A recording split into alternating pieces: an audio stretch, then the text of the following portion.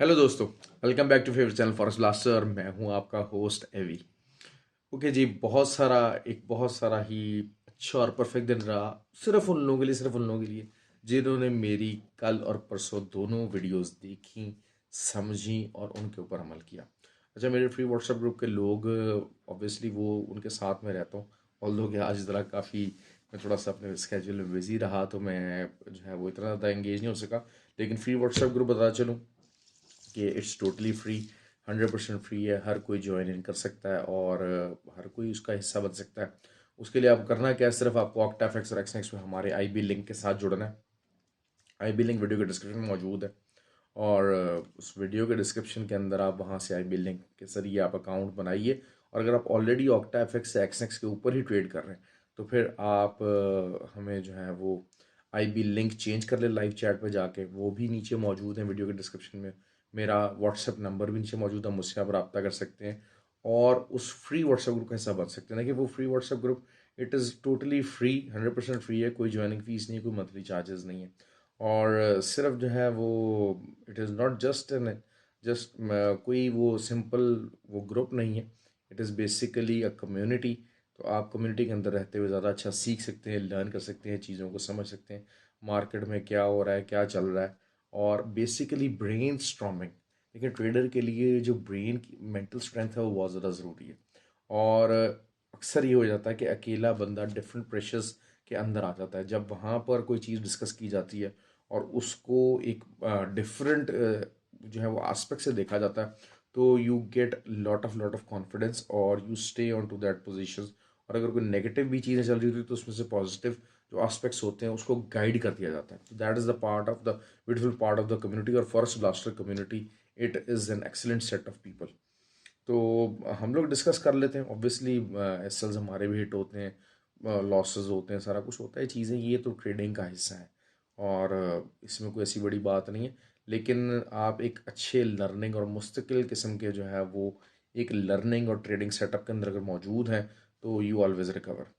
अच्छा जी, सबसे पहले बात करते हैं जी। कल और परसों मैंने आपको कहा था कि कल की जो वीडियो है वो परसों की वीडियो के टैंडम में, क्योंकि परसों कोई ज़्यादा इतनी वॉलीटिलिटी नहीं थी छुट्टी की वजह से। तो मैंने आपको कहा था कि दोनों वीडियोस को लाजमी देखिएगा। खैर, कल की वीडियो की बात करते हैं। कल की वीडियो के अंदर मैंने सबसे पहले आप लोगों को कहा कि जी सिंपलेस्ट तरीन ट्रेड्स होंगी नैस्डैक पे और ऑयल पे।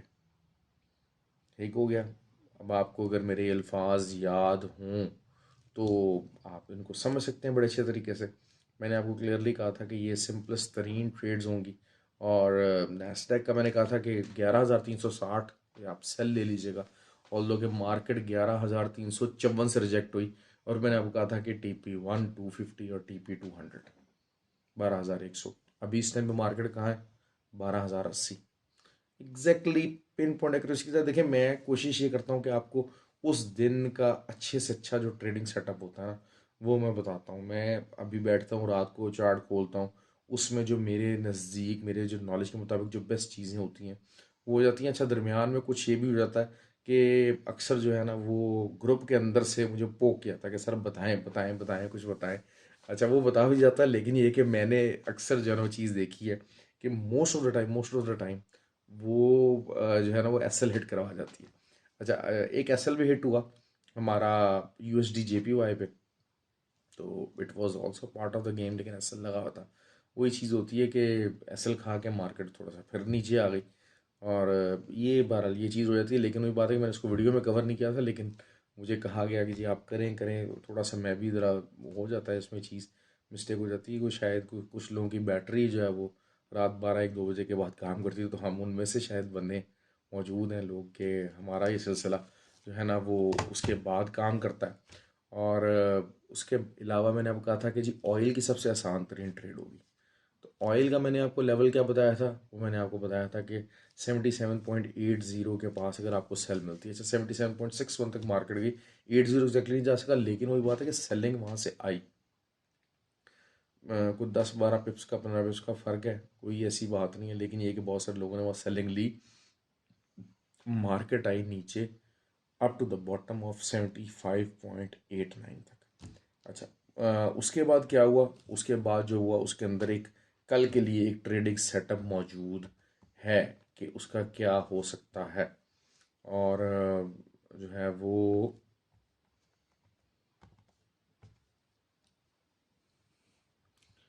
अब दूसरा जनाब जो है ना, वो अगर हम बात कर लेते हैं कि गोल्ड की। अच्छा, गोल्ड की भी जो है वो मार्केट जो कि हमारा था, अंदाज़ा था बिल्कुल उसके मुताबिक ही मार्केट से। लेकिन मैं आपको कहा था ना कि बड़ी डिफ़िकल्ट ट्रिकी सिचुएशन है, और मैंने एक बड़ा ट्रिकी सेटअप आपको बना के दिया था। और ऑल्दो कि वो ट्रिकी सेटअप जो है वो बिल्कुल बिल्कुल एज इट इज़ जो है वो वर्क किया। लेकिन असल चीज़ यही है कि were the people equipped to understand that tricky setup, that was the question ना। तो क्योंकि मैंने आपको कहा था, मैंने कहा जी 2-2:30 बजे तक मार्केट जो है वो 45 का जो एरिया, 41-45 का जो एरिया यहाँ से रिजेक्शन लेगी। तो मार्केट ने वहीं से रिजेक्शन ली। मार्केट कहाँ तक आई? नीचे। मैंने आपको कहा था कि जी एक वो बनेगा, एक ज़्यादा नीचे तक जाएगा, वो आई मार्केट 30 तक। ठीक हो गया। उसके बाद मैंने कहा जी जो है वो डाटा आएगा। अच्छा, उसके बाद दोबारा से एक दफ़ा जो है ट्रायल ली जाएगी अप टू द 41 मार्क, 41 तक के मार्क तक दोबारा मार्केट गई। और उसके बाद फिर मार्केट नीचे आई, वो अब वो आई 34 तक। तो मैंने आपको कहा था कि जी उससे ऊपर का लेवल होगा। अच्छा, अब इसी ट्रैक के ऊपर चलते हुए एक दफ़ा दोबारा 41 की को ब्रेक करने की कोशिश की जाएगी। अच्छा, अब हुआ क्या कि अब हम इसको फंडामेंटल एनालिसिस के तहत देखते हैं। अब मैंने आप लोगों को कल बड़ा डिटेल में जिक्र किया था आईएसएम नंबर्स को, और आईएसएम नंबर्स को मैंने बड़े डिटेल में कवर किया, बड़े डिटेल में कवर किया। अब जिन्होंने तो उसके ऊपर वर्किंग की, उस पॉइंट्स को नोट किया, तो वो मेरी इस चीज़ को समझेंगे। देखिए, फंडामेंटल डाटा को रीड करना बड़ा इंपॉर्टेंट होता है। और उसके अंदर एक बहुत ही इंपॉर्टेंट एलेबोरेटेड पॉइंट था। मैंने कहा कि जी consensus on the higher side, 40 production और जो है वो सर्विसेज दोनों का, तो 47.2 47.5 ये कंसेंसस था। लेकिन मैंने कहा कि जब तक आईएसएम नंबर्स 50 से नीचे आएंगे, it is a recession in the economy. ये बात मैंने की। लेकिन अच्छा, अगर वही बात है 47 50 से नीचे ही आते नंबर्स, तो फिर मार्केट दोबारा से 45 तक चली जाती, और हो सकता है हम 54 का लेवल भी अचीव कर लेते। लेकिन ये जो सेकंड सेटअप था ये अचीव नहीं हुआ। अच्छा, इसमें हमारा लॉस नहीं हुआ, लेकिन वो जो ऊपर की तरफ हम प्रेशर कर रहे थे, जो मैंने कहा था कि जो सेकंड टाइम जो बाय निकलेगी, एक वो सेकंड लोअर हाई से निकलेगी, एक 30 से निकली, बाद में 34 से निकली, और ये 41 42 तक जाके उसको ब्रेक करने की ट्राई कर सकती है, वो नहीं हो सका। उसकी वजह क्या थी? ISM numbers were above 50। देखिए, आपको आपके पास ना, बीइंग अ ट्रेडर, ये चीज़ें समझें, ये छोटी छोटी चीज़ें हैं। मतलब मैं आपको बता रहा हूँ कि थोड़ा सा बहुत सारे लोग, आम लोग कंफ्यूज हो गए होंगे, लेकिन कंफ्यूज हो जाता है बंदा। क्योंकि ये जो मैं आपको बात बता रहा हूँ फंडामेंटल एनालिसिस का, और ये जो टेक्निकल एनालिसिस का जो कॉम्बिनेशन है, ये ईजी नहीं है। इवन के जो मैंने, अगर आप अब आज की वीडियो के बाद और डाटा आने के बाद जिस तरह मैं एक्सप्लेन कर रहा हूँ, पिछली कल और परसों की दोनों वीडियोस अगर आप देखेंगे मेरी इन टेंडम, तो फिर आपको पूरा समझ आएगा कि हाँ यार, बताया हुआ वही जो बताया गया था। लेकिन आगे का जो एक पोर्शन था कि 41 वो क्यों नहीं हुआ, उसका रीज़न भी फाइंड होना चाहिए। तो उसका रीज़न मैंने अब आपको बता दिया, और उस रीज़न का मैंने कल ही जिक्र कर दिया था कि आईएसएम नंबर जो है वो 50 से नीचे अगर आएंगे तो बेरिश है। लेकिन वो एक नंबर 50 से ऊपर आ गया, जिसने गोल्ड को बेरिश कर दिया। मतलब बेरिश तो नहीं किया, लेकिन जो बुलिश मोमेंटम आना चाहिए था आईएसएम नंबर्स के बाद, वो नहीं आ सका। तो वी गॉट आवर रीजंस। लेकिन अल्हम्दुलिल्लाह गोल्ड के अंदर जो है वो ट्रेड हमारी प्रॉफिट के अंदर रही।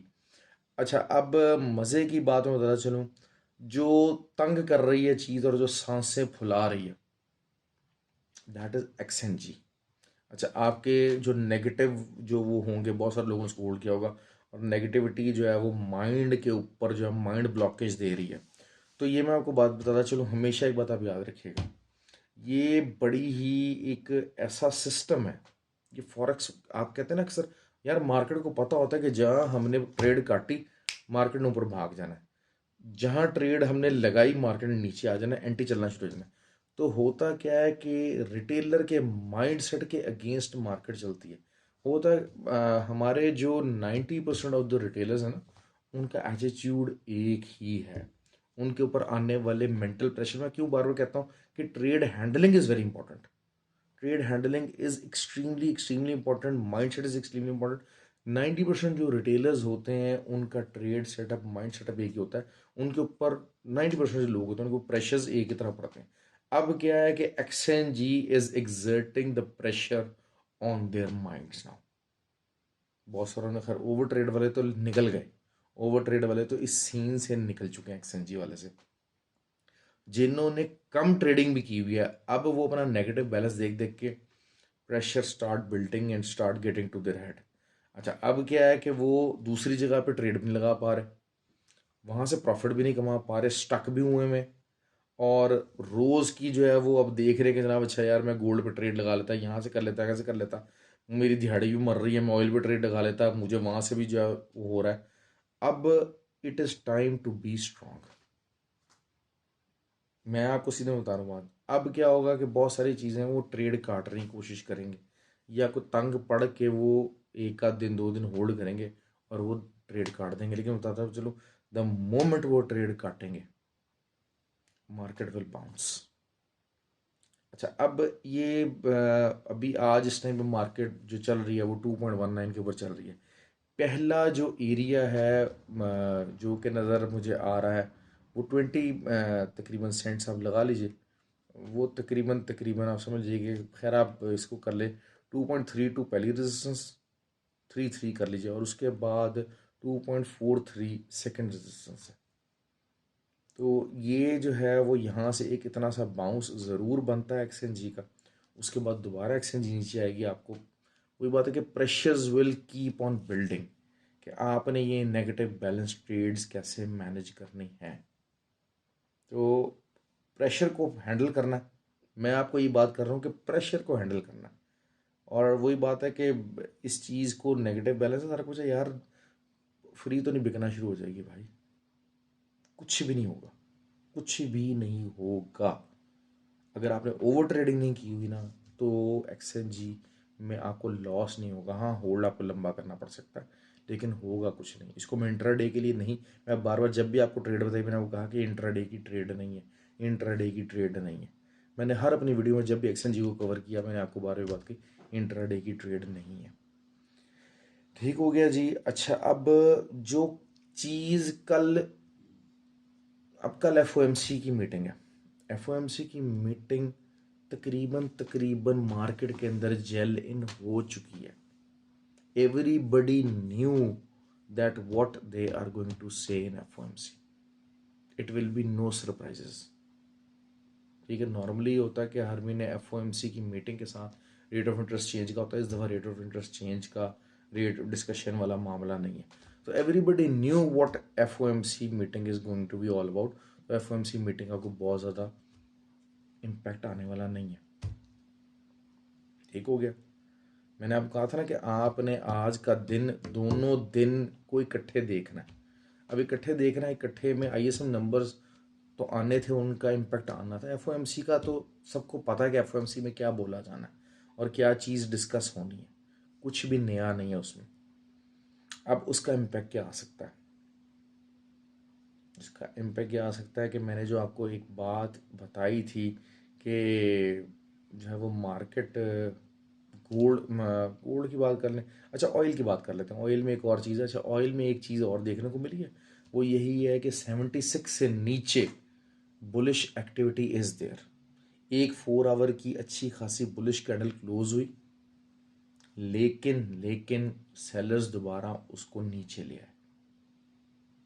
अब होने क्या जा रहा है, कल आपको मैं सिंपल सी ट्रेड में बताता चलूँ। द मोमेंट 75.5 का area must buy situation, must buy situation है। 100, 120, 30, 40 पिप्स लाजमी कल आपको बड़े आराम से ऑयल दे देगा इस एरिया के ऊपर। अगर आपको यहाँ पर मिलता है तो मिल भी जाएगा, मुझे उम्मीद है। लाजमी बाय कीजिएगा, सिंपल ट्रेड है। मतलब ये वो एरियाज़ है कि यहाँ पर बाय आपकी फंसेगी नहीं। एक बात हो गई, ऑयल का मैंने आपको क्लियर बता दिया। नैस्डैक, नैस्डैक मज़ीद तंग कर सकता है, नैस्डैक कैन गो डाउन। मैंने आपको कहा था 11,900, अगर 12,100 से नीचे आज की डेली क्लोजिंग आ जाती है तो 12,900 और फिर 12,860 का जो एरिया, 67 बेसिकली, 12,867, ये जो एरिया है ये एक बहुत अच्छी तगड़ी बाइंग दे सकता है, तगड़ी बाइंग दे सकता है। अब तगड़ी बाइंग से मुराद ये है कि नैस्डैक में 250-300 की बाइंग को मसला नहीं है। ठीक हो गया। तो आप इस चीज़ को आप देखिएगा, मॉनिटर कीजिएगा, यहाँ से आपको बाय मिलेगी तो लाजमी लाजमी आपने बाय करना है। ठीक हो गया। और अच्छा, ट्रेंड रिवर्सल बाय नहीं होगी कि जनाब जो 12,800 से नीचे आया हुआ है तो ये 11,867 के ऊपर अगर आप बाय करेंगे या 11,900 के ऊपर अगर आप बाय करेंगे तो यहाँ से आप समझें कि जनाब जो है ना को दोबारा को 13,000 तक निकल जाएगी। फ़िलहाल ऐसा नहीं है, we will see in the future के क्या है, लेकिन एक अच्छी 250-300 दिन की आपका दिन बना देगी ये वाली बाय। ये दोनों सिचुएशन मैंने आपको बता दी। दूसरा, जो कल सबसे ज़्यादा तंग करेगा, सबसे ज़्यादा जो तंग कर सकता है pair, that is GBP। GBP is gaining strength और बिला वजह स्ट्रेंथ गेन किए पड़ा है, कोई वजह नहीं है। लेकिन यह है कि GBP USD अच्छी खासी स्ट्रेंथ गेन कर रहा है, समझ से बाहर है। मैं आपको सच्ची में बात हूँ कि आई वॉज नॉट एक्सपेक्टिंग कि आज ये इसको 1.1201 से ऊपर जाना चाहिए था, लेकिन बार ऊपर गया और क्लोजिंग भी इससे ऊपर ही दे रहा है। तो दैट इज़ समथिंग सरप्राइजिंग, जिसकी वजह से शायद 1.225 का एरिया भी एक्सपोज हुआ पड़ा। दूसरा ये कि GBP JPY मैं इसमें सेलिंग में बैठा हूँ, लेकिन वही चीज़ हो सकती है कि मैंने जिस तरह आपको कहा ना कि ये थोड़ा सा मज़ीद ऊपर जाके प्रॉपर सेलिंग पकड़ सकता है, और फिर अगर सेलिंग पकड़ेगा तो ये लंबी सेलिंग पकड़ेगा। क्योंकि ये जो क्रॉस पेयर्स है मैं नॉर्मली बताता नहीं होता, लेकिन क्रॉस पेयर्स का यही होता है कि जब एक तरफ को रुख करते हैं ना तो फिर ये 300-400-500 पिप्स फिर दाएं बाएं मूव नहीं करते। तो यही चीज़ एक्सपेक्टेड है यहाँ से कि क्योंकि 4 आवर के ऊपर तो तमाम जो है ना वो जो इसके इंडिकेटर सारा कुछ है वो मामला चल रहे हैं। हाँ, इंट्रा डे के अंदर इसके पास मार्जिन है और GBP थोड़ा सा अगेंस्ट US डॉलर भी परफॉर्म अच्छा कर रहा है। तो दैट इज़ समथिंग कि जो है ना वो मामला हो सकता है। लेकिन although I am still relying कि DXY इनिशियली मॉर्निंग के अंदर जो है वो थोड़ा सा ज़रा जो है वो स्ट्रेंथ गेन करके तो बाद में स्ट्रेंथ लूज़ भी कर सकता है, मतलब वाइस वर्सा चीज़ हो सकती है। इतना ज़्यादा लेकिन GBP के जितने क्रॉस पेयर्स हैं, GBP USD है, ये आपको थोड़ा सा तंग करने वाला है। ट्रेड थोड़ी सिंपल नहीं है। USD कैड अच्छी सेलिंग एरिया में आ चुका है, 20-30-40 पिप्स और ऊपर भी जा सकता है द मोमेंट। वही बात है, मैंने आपको कहा था इसको ऑयल के साथ कोऑर्डिनेट कीजिएगा। ऑयल 75 पॉइंट का जो एरिया 75.5 का जो एरिया अगर यहाँ से बाय निकलती है तो फिर वहीं से आप जो है ना उधर से अल्टरनेटिवली USD कैड की भी सेल ले लीजिएगा इकट्ठी दोनों। जो बाय ले वहाँ से USD कैड की भी सेल ले, अच्छा प्रॉफिट दे के जाएगी आपको। ये मैं आपको बता दूँ 1.342 तक तो लाजमी जाएगा। अभी 135 से ऊपर है तो 134.25 तक तो ये लाजमी नीचे आएगा ही आएगा। तो 100 पिप्स यहाँ भी आपके तकरीबन तकरीबन समझ लें, मैं इसको कह रहा हूँ कि तैयार पड़े हुए हैं। DXY जो है वो ऑल्दो अपने हाई रेजिस्टेंस एरिया पे है, बुलिश ही क्लोज हुआ है, बुलिश ही क्लोज हुआ है, ऊपर का एरिया देख रहा है और कोई वजह नहीं है कि जनाब जो ना जाए, लेकिन इवेंचुअली इसको थोड़ा सा कूल ऑफ होना ही होना है। गोल्ड की अब बात कर लेते हैं। अच्छा, गोल्ड में वही बात, थोड़ी सी ट्रिकी सिचुएशन लेकिन इतनी भी नहीं है। गोल्ड अगर वही 41-42 के पास आता है आप सेल लीजिएगा तो फिर जो पहला बाय ऑर्डर है आप उसको दोबारा से 30, 26 और 22 के ऊपर जो है वो डबल बॉटम बनेगा and gold can give you. मेहनत लगेगी, गोल्ड की मेहनत लगेगी, जान लगेगी और it will give you something good in return. तो ये मामला है कि आप इसको बहरहाल जो है वो 23-24 तक तो जो है ना आप इसको सेलिंग में रह सकते हैं, लेकिन अगर आपको अच्छे ऊपर के लेवल पे सेलिंग मिलती है तो लाजमी सेल कीजिएगा ऊपर का SL लगा के। ऑल्दो कि इस वक्त जहाँ पर क्लोजिंग हुई है तो इसकी हाई रेजिस्टेंस जो है वो 47 और नीचे से सपोर्ट जो है वो 1824 है, जो कि प्रॉपर सपोर्ट और रेजिस्टेंस है। इसके दरमियान में इस टाइम पे ऑयल खड़ा है जहाँ पर क्लोजिंग दे रहा है। ठीक हो गया। इस चीज़ के मुताबिक अपनी जो है वो ट्रेड लीजिएगा, ऑल्दो कि उससे 47 से पहले ही थोड़ा सा जो है वो सेलिंग में आ जाए और 24 से पहले ही थोड़ा सा बाइंग में भी आ जाए। तो this is something which you have to look forward for. असल चीज़ यही हुई है कि जो तो 2 ईयर नोट ऑप्शन था और 52 वीक्स नोट ऑप्शन था, जो बिल ऑप्शन था उसमें रेट ऑफ इंटरेस्ट इंक्रीज़ हुआ है। तो this gives a clear stance कि जो 10 ईयर टी बॉन्ड यील्ड्स हैं उनका भी रेट ऑफ इंटरेस्ट इंक्रीज़ ही होना है। तो जब भी रेट ऑफ इंटरेस्ट इंक्रीज़ होगा तो it can put weight on the gold side.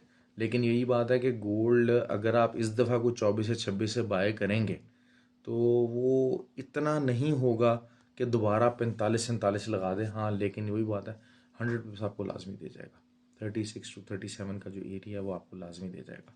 तो इस पॉइंट से ट्रेड कीजिएगा। मैं आपको बार बार बात कर रहा हूँ कि जो है वो गोल्ड की जितनी मैं बातें कर रहा हूँ, जो सिचुएशन में देखिए, मैं आपको ट्रेड प्लान बताता हूँ। एक होता ना यार, आंखें बंद करके यार ये यहाँ आए तो बाय कर लेना, यार यहाँ आए तो सेल कर लेना। कभी भी ऐसा नहीं होता। There is always a trade plan कि अच्छा किस, अब एक दफ़ा आया, 2 दफ़ा आया, तीसरी दफ़ा आया तो उसका क्या रिस्पॉन्स होगा। देखिए रेजिस्टेंस है ना, रेजिस्टेंस है, एक दफ़ा हिट होगी रिस्पॉन्ड करेगी, 2 दफ़ा हिट होगी रिस्पॉन्ड करेगी, तीसरी दफ़ा हिट होगी रिस्पॉन्ड नहीं करेगी। They are high chances. इसी तरह सपोर्ट है, डिफरेंट टाइम में डिफरेंट जो है वो रिस्पॉन्स आएगा। यूएस टाइम के अंदर जो है वो सपोर्ट है, अगर उधर रीच करेगा मार्केट और बियर ट्रेंड होगा तो वहाँ पर रिस्पॉन्ड शायद ना करे। हाँ, यूरोपियन सेशन के दौरान अगर जो है वो सपोर्ट के ऊपर कमज़ोर सपोर्ट भी होगी तो वॉल्यूम कम होने की वजह से वो रिस्पॉन्ड कर देगी। फिर वॉल्यूम को भी नोट करना पड़ता है हमेशा हमेशा, लाजमी। आज बड़े दिनों के बाद M15 के ऊपर मैंने XNG के ऊपर जो है वो एक वॉल्यूम कैंडल जो है वो डॉजी भरी थी, लेकिन वॉल्यूम डॉजी थी, तो बड़े दिनों बाद मैंने वो बनते देखी है। तो दिस इज़ समथिंग कि हाँ यार, यहाँ पर को बाइंग एक्टिविटी है, मौजूद है। 2.17 2.15 का जो एरिया है, यहाँ पर बायर्स मौजूद हैं XNG के। तो ये बहुत सारी चीज़ें हैं सीखने के लिए, बहुत सारी चीज़ें लर्न करने के लिए। कोशिश करता हूँ कि आपको सिर्फ लेवल्स के बजाय को बहुत सारी डिटेल चीज़ें समझाने की कोशिश करूँ, लर्निंग बेहतर करने की कोशिश करें आप, जिससे तो आई होप के जो सीखते हैं, जो सीखना चाहते हैं वो सीखते भी हैं। तो ख्याल रखें अपना जी। Have a good day. और जो है वो आई होप के everybody enjoy the good profit. तो थैंक यू वेरी मच।